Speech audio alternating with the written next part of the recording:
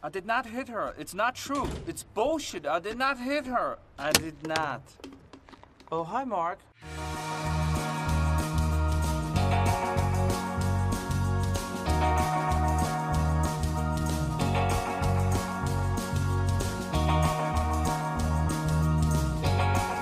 Welcome, guys, to another episode of the Cast Company Underrated Movies. My name's Alan. I'm Ariel. Derek. And I'm Sergio. And today we're going to be talking about this very, very underrated film. It came out back in 2003. And apparently this guy, this dude, director Tommy Wiseau, apparently he's a Renaissance man because he's done so many things on this film. He directed it, he wrote it, he produced it, he starred in it. He self-financed it himself. His own money. His own $6 million. Exactly. The budget was $6 million. Yeah, he utilized the resources that, he had on hand, just within, what was it, a couple of weeks? He got this couple whole of weeks project within together. hand's reach somehow. From writing it to filming it. Yeah, and I think 3 weeks at most. Yeah, this is an indie movie for sure. It was like Yeah. 24 made this. It's like No, it was before this time. No, it Yeah, was his before own, this it was time. his own personal company that did it too. oh, okay. Yeah. It was with So Films, I think. He sell films, yep. And of course, if you guys haven't heard of it, obviously not super underrated. The Room is what we're going to be talking about today. Mhm.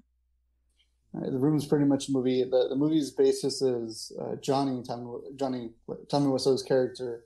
He's a successful banker living in San Francisco. He's engaged. Pretty much everything's going great for him, but unfortunately, his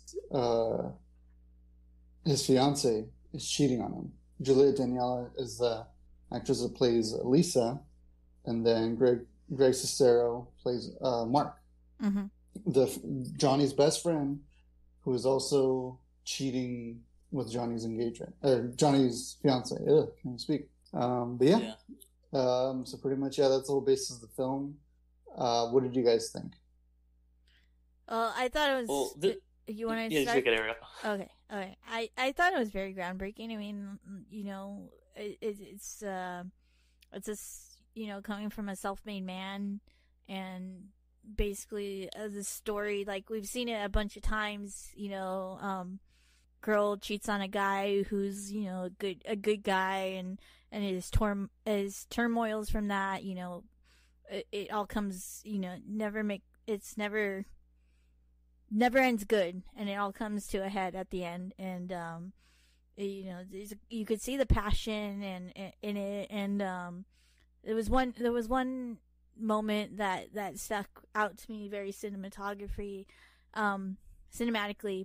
It was when the affair was starting, and just you could see like this turn basically of this like kind of like we say femme fatale of and painting a pretty interesting picture with the the scene having the candles, the music, and It was very romantic, very golden age. Some guys cinema. would say a very sexy dress. Oh yeah, the sexy red dress, iconic. Yeah, very Ironic. iconic. But yeah, I know Sergio, as well as I were like big fans of it. I mean, I want to hear what you think. I mean, obviously you and I have talked about it many times, so I want to hear what blew you away about it. Well, I'd only seen bits and pieces of this movie. I'd never actually sat down and watched the film from beginning to end before. So, I knew like a lot of the iconic scenes, like the rooftop scene, the scene where he goes and is, virtually unrecognizable to the shop owner that he knows so well because he's the favorite customer and pets the dog, stuff like that. But I had never actually, there was so many, I knew the big beats. At first glance, you got to give it to her. She's probably older. At first glance, that's probably what the underlying. And it's that attention to Like, yeah. how can you reckon? It's the underlining theme of that he's supporting it has to be an elderly woman, just showing how much he cares. Because she and like probably has cataracts at this Everybody point. loves Johnny. Mm-hmm. Yeah, but like seeing it from start, there's so many little gems in there that you don't get when you watch just the iconic scenes. There's stuff that I didn't even know happened in this movie. That there's characters that just come in. There's motivations and moments. Like I didn't even realize that there was a cancer, I guess you would call it, subplot in the movie where the mom reveals that she has cancer. And I mean, and I was curious what was going to happen with that. And when the movie ended, I was still very curious about what was going to happen with that. Yeah, I mean, there's so many like transformative like characters. I mean, look at the psychiatrist. Characters, arcs. The psychiatrist, like he really, you can tell Sinestro knows what he's talking about, or that Wiseau knows what he's talking about when he's writing the dialogue for these psychiatrists. For drug dealers, Chris R. Obviously Chris R. Chris-R, as he is listed on the end credits. I mean, because there's so many, because there's so many Chris's. You have to. It's very caring to be distinguishable about it. It's film writing 101. You got to keep your Chris's straight. They teach you that on the first day of film class. But like honestly, seeing it in this way, and I mean, I had kind of heard that he died at the end because I had seen there's a kind of a movie about this movie. You guys might not even know about it, called The Disaster Artist. And I kind of got some of the general plot of this movie from that. But yeah, that scene where he kills himself at the end, it's powerful. It's moving. I had never seen anything like it before. I'll just say, I've never seen anything like this before. Yeah. There's been some movies that have been, people want to say are in the same category. Stuff like Trolls 2, is another one that comes to mind. But this movie is beyond all of those. Nothing comes close. Maybe Cats, but that's the only one.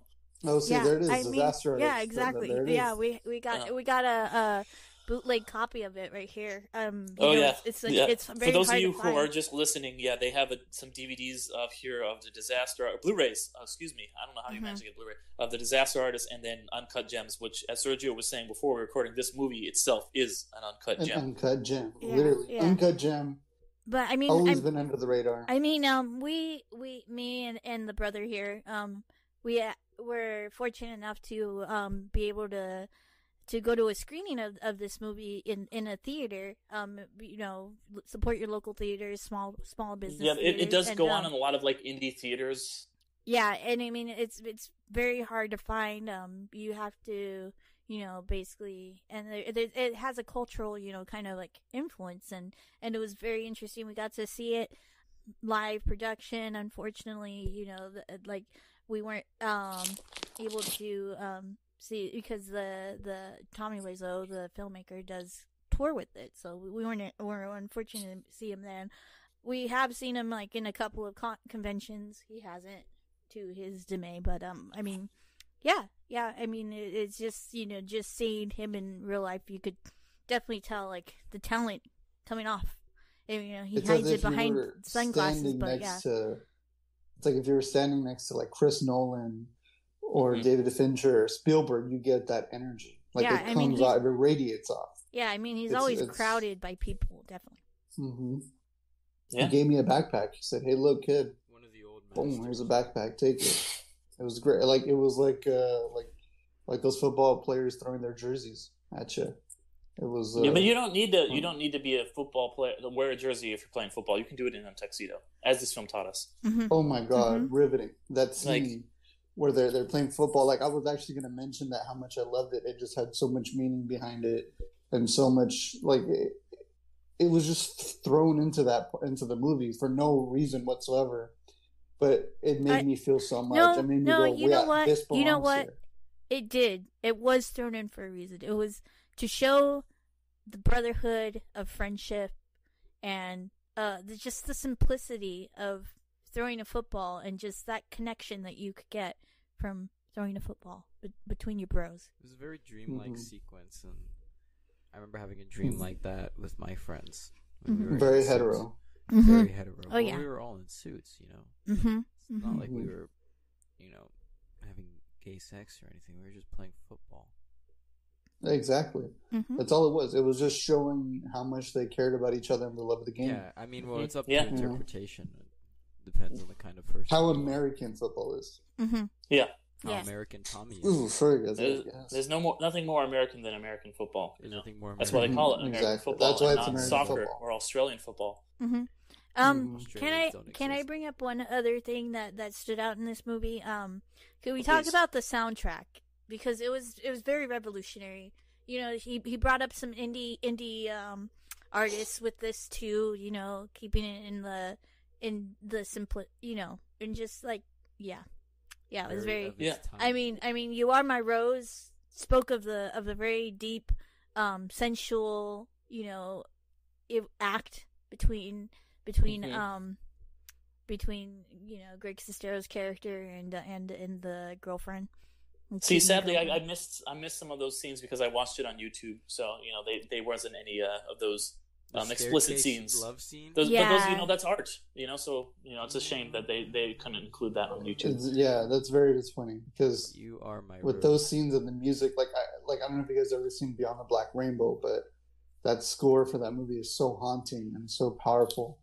I thought there's no way any other movie can beat this, and then I thought about The Room, and I was like, The Room. Yeah, and then you Yeah. realize And rainbows can't be every black. scene with that music, I was like, memorable. Well, interestingly, I just read this today that apparently at the original screenings, Tommy was so impressed with the music that he would give a CD out to anyone who bought a ticket of the soundtrack. That just speaks volumes That's to how much amazing. he Just was generous, proud of just this. generous, you know. He's a He director. just wants to push it.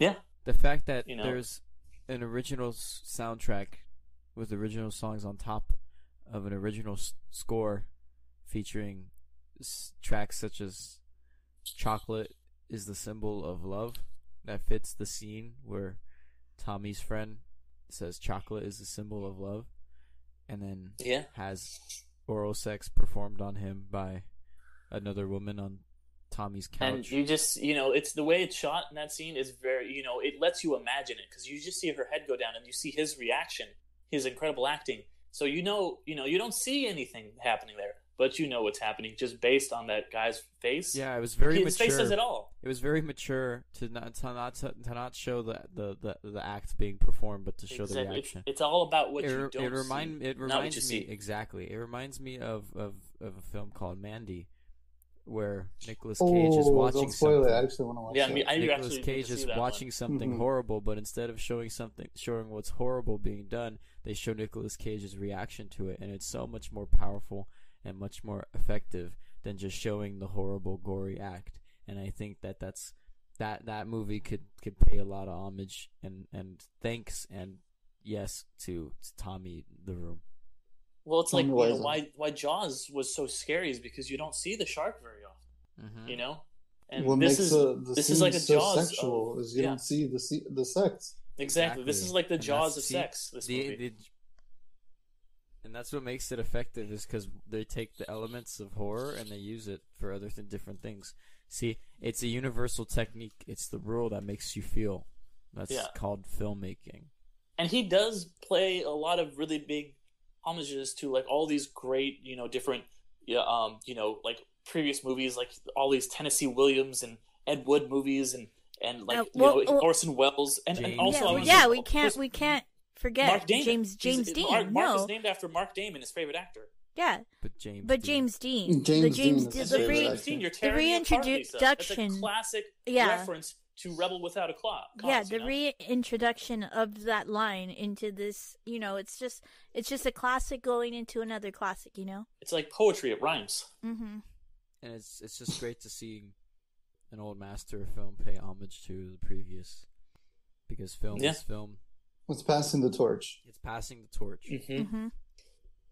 Yeah, and I mean, the thing is, I also want to talk about like this movie. At first, like it took a while. Like the big studios kind of ignored it. There was only one billboard advertising it, but I mean, I think me and Alan both found it the same way. Is that like its rights were so cheap at some point that Adult Swim was able to just kind of put it on late at night, And I once was a year. going to mention that. Yes. Yeah. So yeah, Alan, go for it. Talk all about it. Well, yeah. Well, I mean, coincidentally, we both watched it the same night. I believe it was April 1st, 2009. Yeah, I don't Yeah, remember probably. what April 1st I saw it, but I know I saw it on one April 1st because it's kind of a tradition that Yeah, Adult for Swim some does. odd reason, it's a traditional. Yeah, which is about April when this 1st. podcast is releasing. I want to say Yes. early April, late March. So May, Yeah. may I comment quite on, it's on why I believe that's so? yeah. Let's hear it. What? Well, this film being released in 2003, this film is it's essentially a character study of a man being broken by the American dream, and he has Oh, everything Joker. yeah. So now you have Oh, today sorry. these you have movies today like Joker. Sorry, we're trying to take this serious. I'm sorry. Excuse me. We have movies today that come out and, Joaquin like should give Joker. his Oscar to Tommy. Mm-hmm. and if it wasn't for movies like The Room, which study man in society and how he loses it all to society and the things that society tells us that we should have and want, and really, is it really worth? Then the Joker would not exist. Yeah, And honestly, Hollywood would not be ready for Joker if it was not for Yeah, like definitely. Joaquin's speech I would was agree. bullshit. I mean- Why is he talking I mean, about milk? many- He should many- be saying, many, thank you, um, Tommy. He should I'm- be saying thank you, Tommy. Tommy is Don't Yeah. even talk about Well, I milk mean, is many- bad. because Tommy milked Hollywood. But many wanted Tommy Wiseau to be the Joker, but for this point. That's very true because Yeah. Tommy Yeah. Wiseau There's had actually a video on the screen internet. test. You guys can look it up about There's a where screen Tommy test Wiseau of is Joker. doing some Joker lines, and it's very moving. Riveting. riveting, the yeah. Joker makeup, and he's in full costume. It's a full screen test of Tommy Wiseau as the Joker. Mhm. Yeah, and Yeah, it's and a he's shame we not- missed out on that movie. What I liked about his performance that is even better than Joaquin's is that like he laughed from his heart. That you can feel the anguish, the pain he had growing It's a up. real Joker laugh. His father was a drinker and all that stuff, and Joaquin just couldn't bring that to the table. Yeah, I don't know why. He should have got a raspberry, not an Oscar. I'm Like- gonna be so bold. Like, no, honestly, to say. you're right. You're right. Like when he has that laugh right after he hears that horrific story about a woman that got beat up so bad she had to go to a hospital on Guerrero Street, and he just laughs and says, "What a funny story." That is, if it wasn't for that scene, there would be no Joker that's movie. true. And then listen. Scenes like that, they're just littered throughout the movie, where it takes your expectation of right and wrong, and it just throws them on its head. It's like that's not how normal people react. It's like you find out your mom is dying of cancer, and you go, "I don't care." You find out that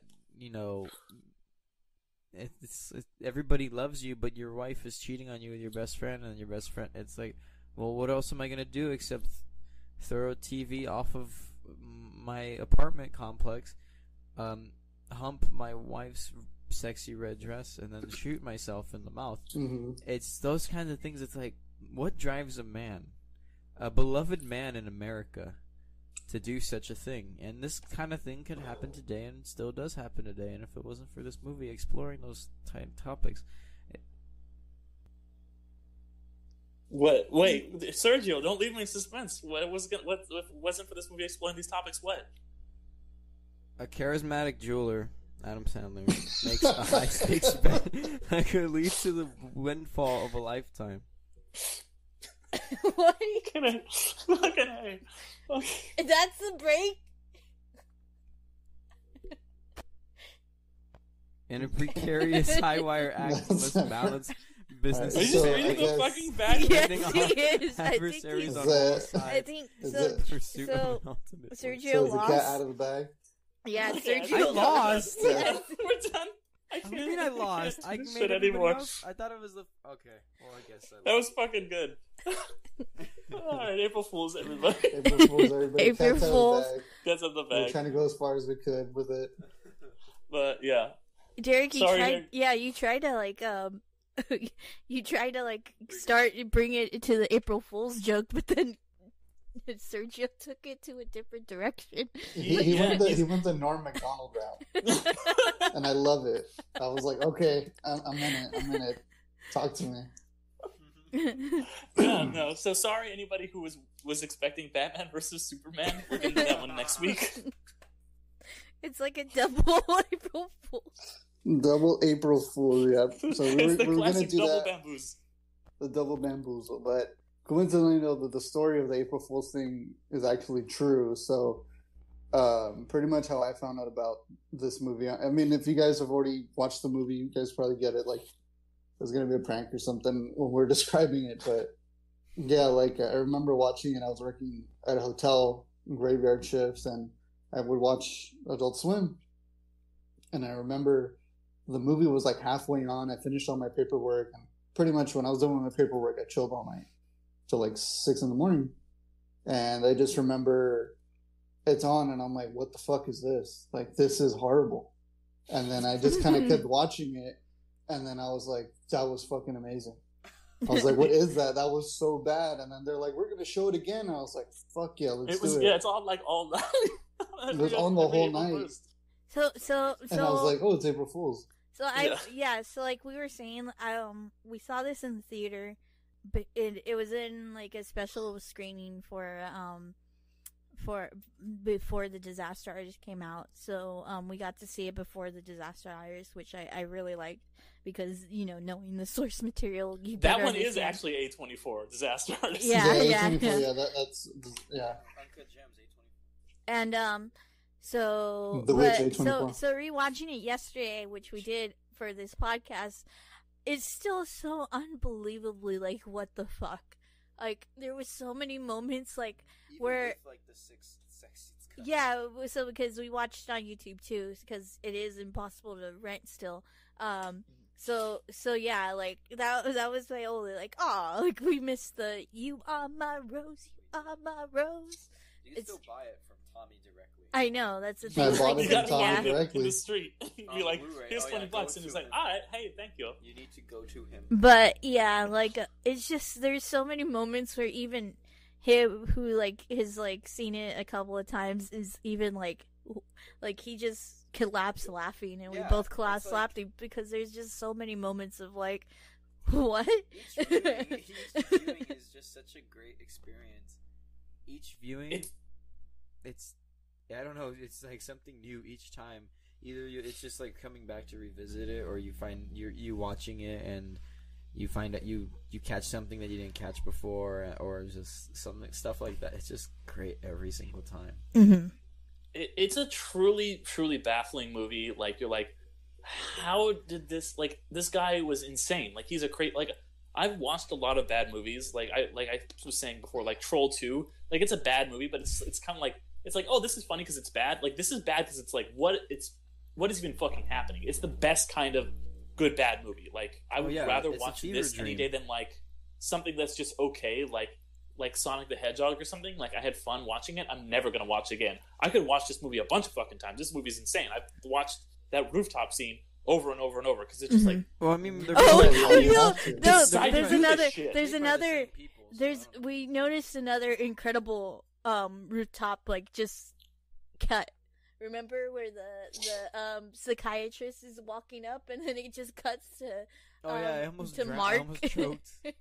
I took a drink of water and it was just. It just cuts to Mark just like lounging underneath But like he's like smoking weed. yeah. But he's like. It just is such a sudden It cut just cuts to where Sid it's sitting like there, and it's so quiet and there's no sound, and it scared the shit out of me.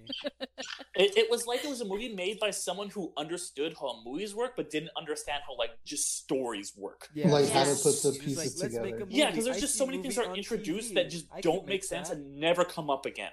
Mhm. Yeah, that's why it's like a fever dream. It's like if you were to binge watch and fall asleep to like some really old soap opera, this is what you would dream of.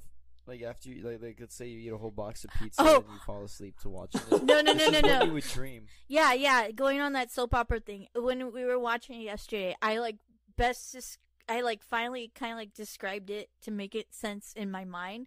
Is that It's a fool's it's errand. basically it's a fool's errand. Fool them.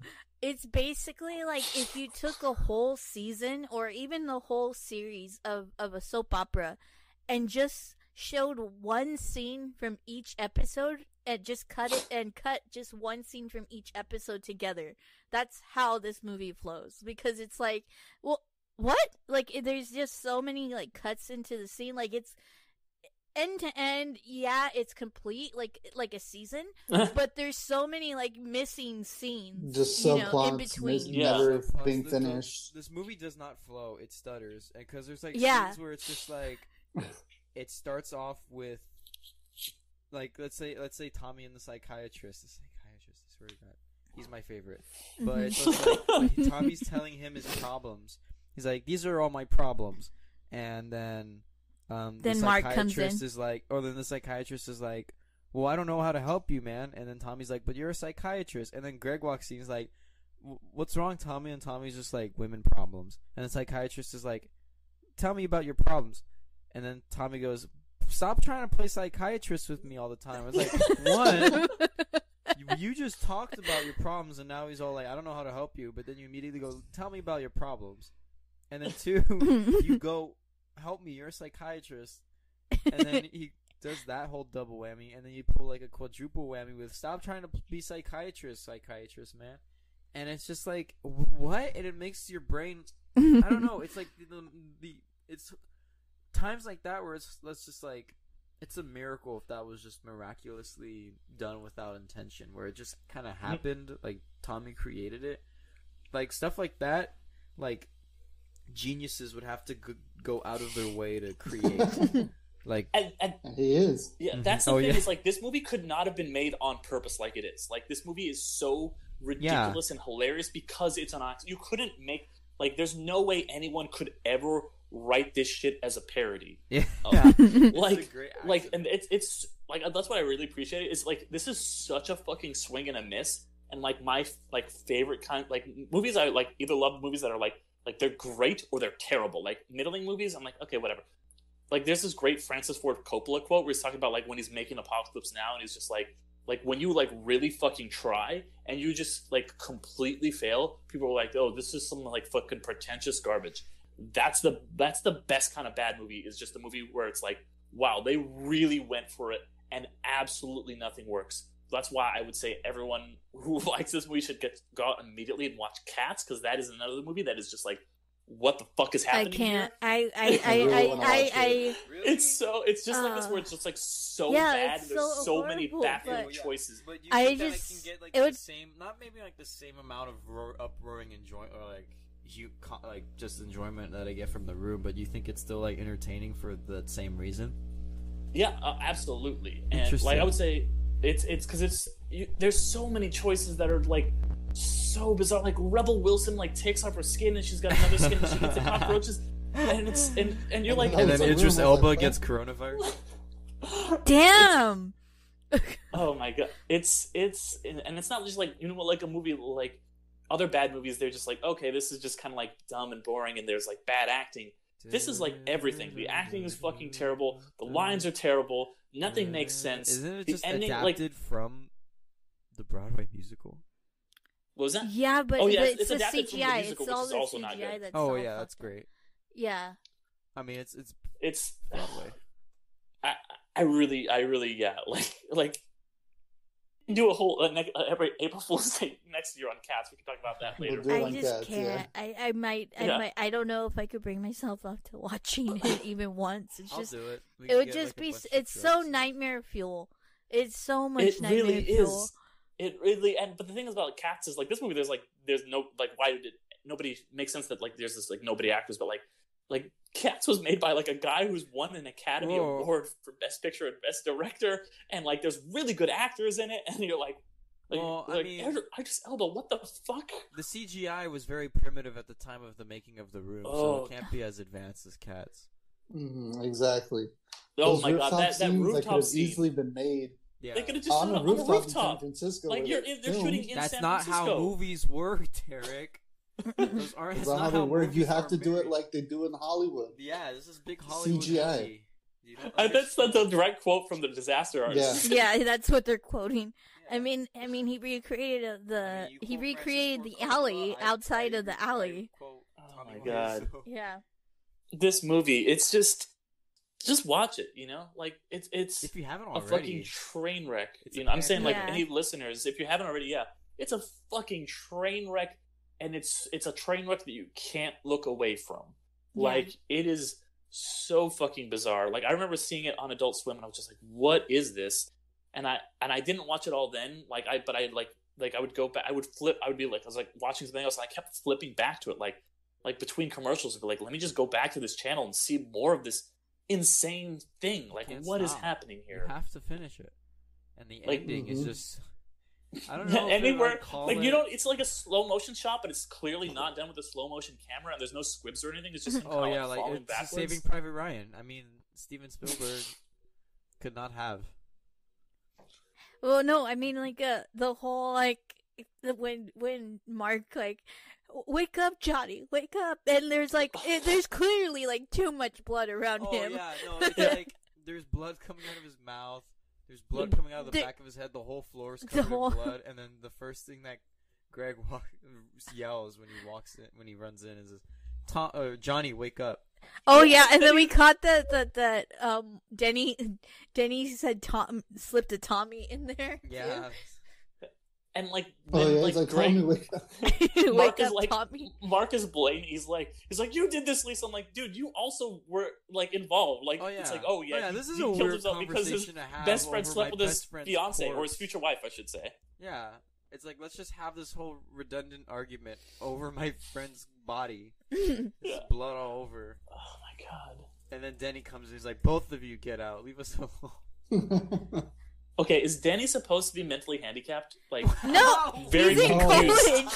He's in No, college. he's supposed to be like the kid friend. Yeah, he's 18 and he's in college. but he acts like he's like an 8-year-old. I like, know. He seems to have the mental capacity of an 8-year-old. It's because I think he wrote him like that. Like I think he thought, hey, an 18-year-old is like a kid. I guess I'm gonna write him like that. Dialogue, and he's played by like a 27-year-old who's bald now. But he's also Oh yeah. yeah, he's also like somebody who wants to definitely like is like it's like a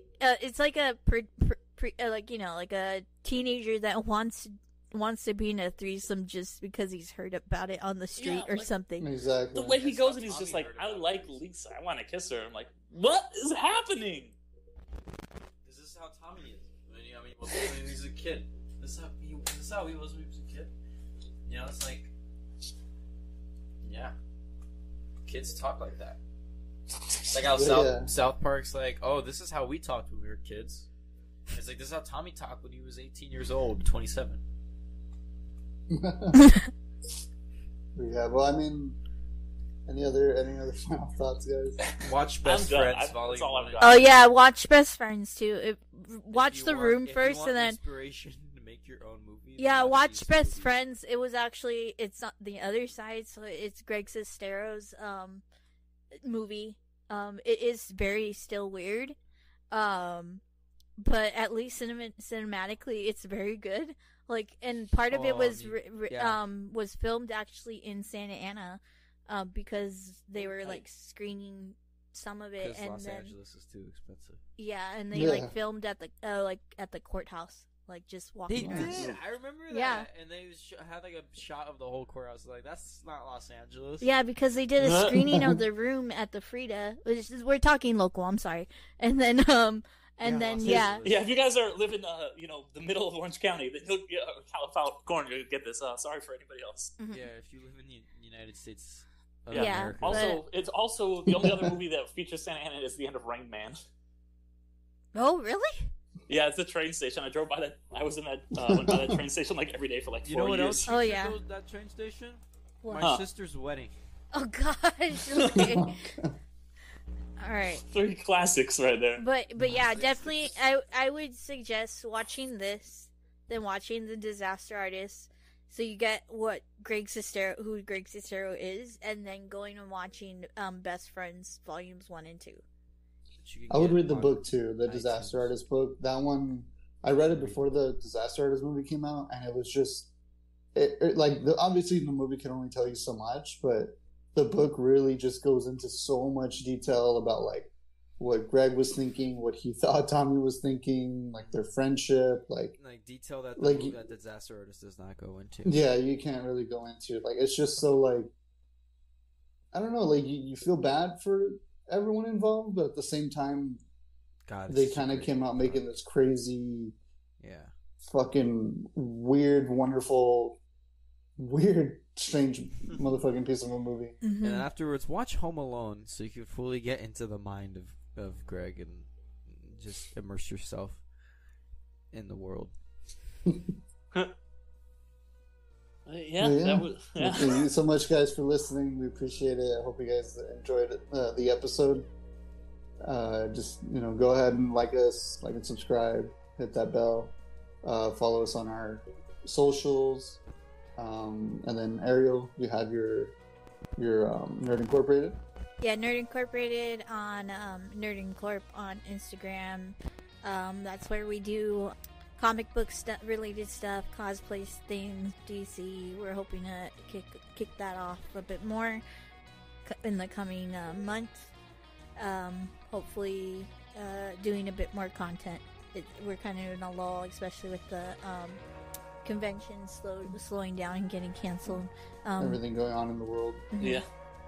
And then we have District 6 for technology and some gaming information. And then Derek has, we do Marvel podcast, which hopefully we'll be picking up once Marvel content continues. Yeah, I mean, we'll see when that happens, because everything is canceled. Yeah, we were hoping to do an delayed. overview of at least the Disney Plus shows coming out and doing that. Mm-hmm.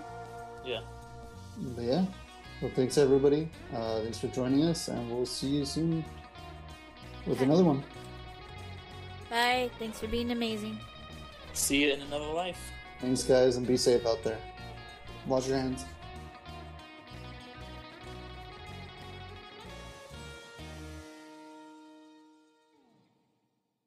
Why?